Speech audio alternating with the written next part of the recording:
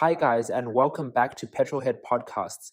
The all-new 6th generation 2025 Toyota 4Runner represents the first full redesign for the storied nameplate in 15 years. Despite the 5th generation model having soldiered on for so long without any major changes, Toyota still sold an incredible 109,000 units in the US in the model's last full year on sale in 2023. With sky-high market demand and expectations on this new 4Runner, does the new model deliver? To find out, join me as I compare the top-spec, off-road focused 4Runner TRD Pro to the closest two alternatives in the North American market, the 2024 Jeep Wrangler 4xe Rubicon and the 2024 Ford Bronco Wildtrak, both of which are off-road focused mid-size SUVs priced around $60,000, which is likely what the 4Runner will cost when it goes on sale later this year. First of all, looking at exterior styling, the new 4Runner has a muscular and chiseled look with a much wider stance on the road than its predecessor.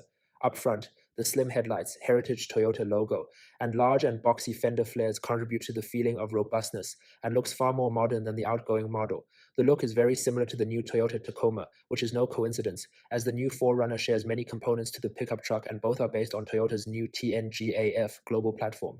I think the car looks great, but I do think Toyota could have given the 4Runner a more unique look up front, as the general vibe is perhaps a bit too similar to the Tacoma.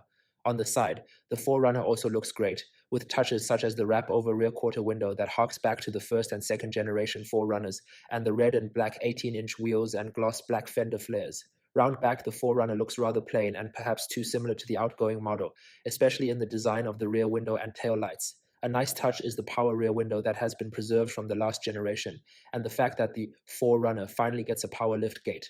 Overall, the 4Runner is an impressive-looking SUV, one that blends heritage touches with modern design, but I do wish Toyota differentiated the vehicle a bit more from the Tacoma. Moving on to the Ford Bronco, this car has been a massive sales success, which in many ways is due to its design. Up front, the boxy squared-off look, tall hood combined with the round headlights, off-road-oriented bumper, and the Bronco lettering across the grille give the car a retro but purposeful look. On the side, the Bronco gives a very distinct off-roader vibe. The incredibly short front and rear overhangs, combined with the massive tires and wheel arches, gives the Bronco a great look. However, the general side design lacks character, with flat, plain surfaces and a lack of unique touches. Round back, the off-road focus remains evident, with the tailgate-mounted spare tire, side-hinged door, and off-road-oriented bumper being the highlights. Overall, I think the Bronco is a tough and mean-looking SUV, but personally, I would have liked to see Ford add a little more character to the car's side design. Lastly, looking at the Jeep Wrangler, the Wrangler has a very similar overall feel to the Bronco. Up front, just like the Ford, it has a boxy look with retro-feeling round headlights. The classic Jeep grille looks attractive and benefits from slight design revision for 2024 to help the Wrangler stay fresh-looking. The massive front fenders combined with the narrow hood section of the car harks back to the look of the original Willys Jeep. On the side, like the Ford, the Wrangler has short front and rear overhangs and big wheel arches. Unlike the Ford though, I appreciate that Jeep has given the Wrangler a lot of character, including the exposed door hinges, the long hood, and the rounded door and window designs. At the back, the Wrangler continues to look great, with the exposed spare tire, combined with the square-shaped LED taillights.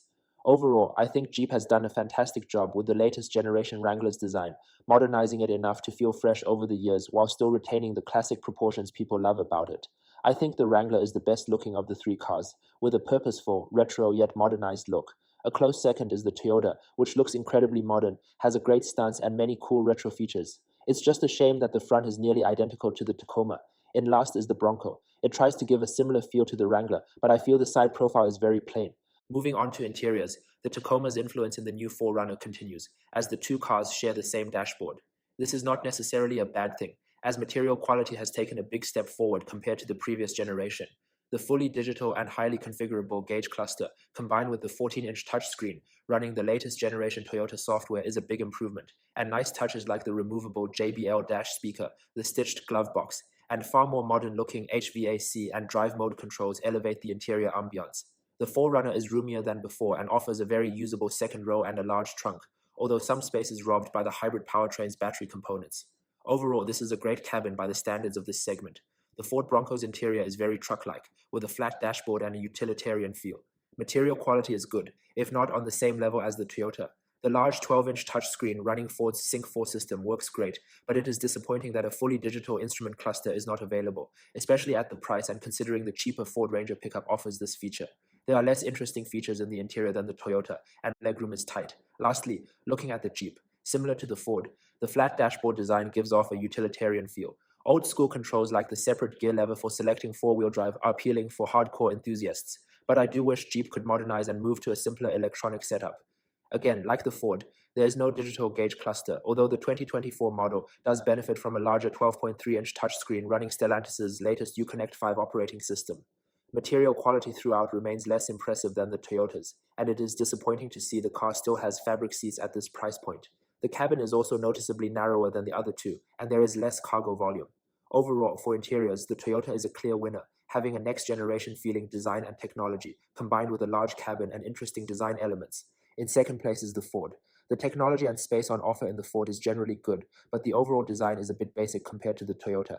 In last is the Jeep. The car feels a generation old in some of its interior controls. The materials used could be better, and space is at a premium in the Wrangler's cabin. In terms of drivetrains and off-road, the new 4Runner TRD Pro has a turbocharged 2.4-liter four-cylinder hybrid engine paired with an 8-speed automatic transmission, which combines to deliver 326 horsepower and 425 pound-feet of torque, both significant increases over the prior generation's aging, naturally aspirated 4-liter V6 engine. Like before, the part-time four-wheel drive setup is combined with Toyota's multi-terrain select and crawl control systems, as well as a rear differential lock. The TRD Pro has Fox Racing internal bypass shocks as well as 33-inch tires. New for 2025 is a disconnecting front anti-roll bar, borrowed from the new 2024 Land Cruiser. A ground clearance of 9.2 inches, combined with approach and departure angles of 32 and 24 degrees, are impressive, although no match for the more purpose-built Ford and Jeep. The Toyota will likely offer impressive and sure-footed high-speed, Baja-style off-roading abilities and is still good at low-speed technical tracks and rock crawling, but the Ford and Jeep are likely to be better at these tasks given their inherent size and design advantages. The Ford Bronco Wildtrak has a 2.7-liter twin-turbo V6 with 315 horsepower and 410 pound-feet of torque, paired with a 10-speed automatic transmission. Standard front anti-roll bar disconnect, front and rear diff locks, Bilstein shock absorbers, 35-inch tires, and Ford's terrain management system with selectable drive modes ensure superb off-road capability and technology. With 35-inch tires, there is a massive 11.5 inches of ground clearance, and approach and departure angles of 43.2 and 37 degrees are both significantly superior to the Toyota's figures. The Ford will likely be better than the Toyota at more challenging off-road obstacles, and be close to the Jeep. The Jeep Wrangler 4xe Rubicon is the most serious off-roader of the group. The 4xe model has a plug-in hybrid setup, pairing a turbocharged 2-liter four-cylinder engine and an electric motor for a total system output of 375 horsepower and 470 pound-feet of torque, both class-leading figures. With a relatively short wheelbase, manually lockable front and rear live axles, front anti-roll bar disconnect, 33-inch tires, and a part-time four-wheel drive system, the Wrangler goes over just about any off-road terrain with ridiculous ease, despite not having selectable drive modes like the Toyota and Ford. A ground clearance of 10.8 inches, combined with approach and departure angles of 43.9 degrees and 37 degrees, even on 33-inch tires, are incredibly impressive. The Wrangler has superior axle articulation, ease of operation, and incredible grip, and in terms of drivetrains and off-road, it is the best of the three. In second place is the Bronco, which has a similar feel to the Wrangler but is ultimately not as hardcore. In last is the Toyota. It is still incredibly capable off-road and has excellent high-speed desert running ability, but its size and relatively more road-biased design mean it doesn't quite offer the same level of off-road competency as the Ford and Jeep.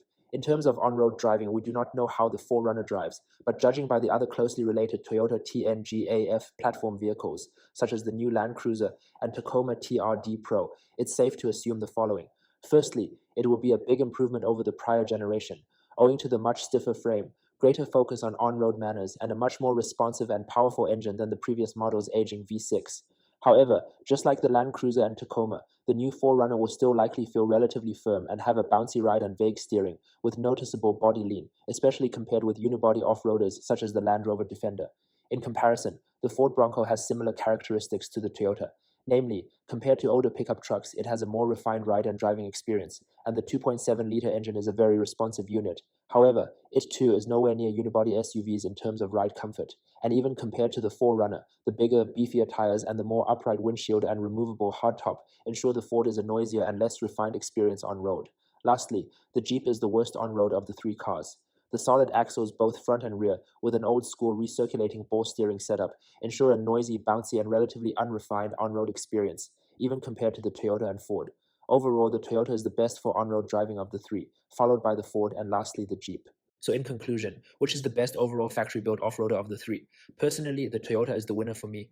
It combines the 4Runner's legendary reputation for off-road capability and reliability, with a far more attractive look inside and out, modern in-car technology, and an impressive new powertrain. It may not be as hardcore of an off-roader as the Ford and Jeep, but is still more than capable enough for most people, and has a better interior and on-road dynamics. In second place is the Jeep. It is the most capable off-roader of the three, and has an iconic yet modern exterior design. It is let down by a utilitarian interior and the worst driving dynamics of the three. In last place is the Bronco. The Bronco is still a very good vehicle, but it is not as good off-road as the Jeep. Its design is rather plain, and the interior could do with better materials and technology. So what do you guys think of this conclusion?